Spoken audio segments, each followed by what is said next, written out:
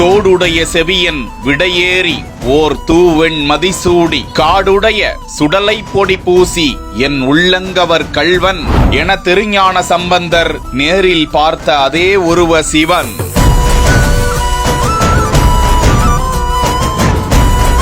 ஐம்பத்தி 8 அடியில் கடலின் மொத்த அழகையும் அள்ளிக்கொண்டு வைத்திருக்கும் ஆழிமலா சிவன்.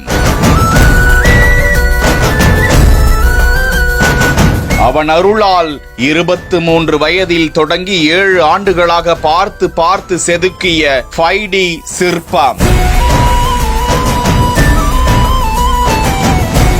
கேரள மாநிலம் ஆழிமலா பகுதியில் கடற்கரையின் குன்றின் மேல் கட்டி முடிக்கப்பட்டிருக்கும் 58 அடி உயரம் கொண்ட மயக்கும் சிற்பத்தை காண பார்வையாளர்கள் குவிந்து வருகிறார்கள். தேவதத்தன் என்ற அந்த இளைஞர் தனது சொந்த செலவில் அந்த சிற்பத்தை வடித்ததாக தகவல்கள் வெளியாகியுள்ளன. மொத்தமாக 6 ஆண்டுகள் அந்த சிலைக்காக நேரத்தை செலவிட்டிருக்கிறாராம். கடலுக்கு அருகில் உள்ளதால் உப்பு காற்று பட்டு அதன் வண்ணமோ அதன் தன்மையோ மாறிவிடக் கூடாது என்பதற்காக முழுமையான ஆராய்ச்சிக்கு பிறகே அந்த சிலை வடிவமைக்கப்பட்டிருப்பதாக தகவல்கள் வெளியாகியுள்ளன.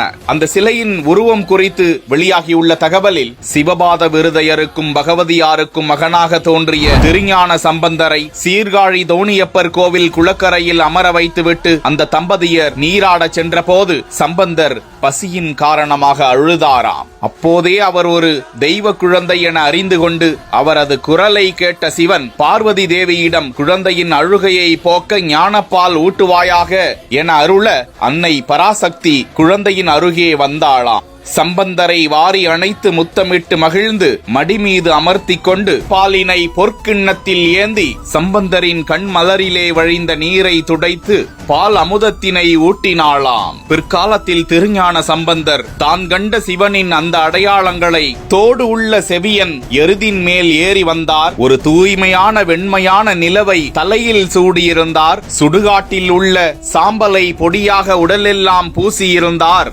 அவர்தான் என் உள்ளங்க அவர் கள்வன் என பாடியிருந்ததன் அடிப்படையில் இந்த சிலை நிறுவப்பட்டுள்ளதாகவும் தகவல்கள் வெளியாகியுள்ளன.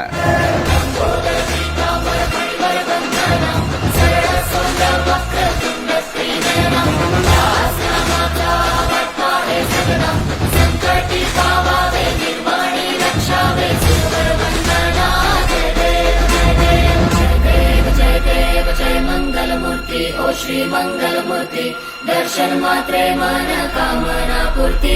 जय देव जय देव जय देव जय देव।